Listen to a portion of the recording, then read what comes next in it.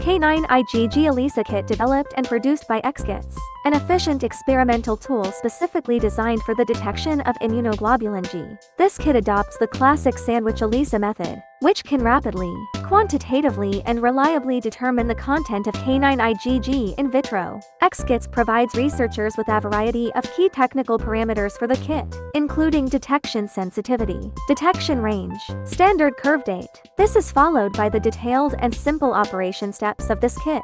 Firstly, prepare the samples and serially diluted standards. Add standards or samples to each well and incubate. After, discard the liquid. Add biotinylated detection antibody working solution, and incubate, then washing the plate 3 times. Add HRP conjugated working solution and incubate. Discard the liquid, then wash the plate 5 times. Next, add TMB substrate reagent. Incubate for 15 minutes, and immediately add stop solution. After that, you can measure the absorbance and calculate the results of your experiment. More product information can be found on ExKits website. If you have any questions, you can contact us via email. Thank you for watching, and wish you a smooth experiment.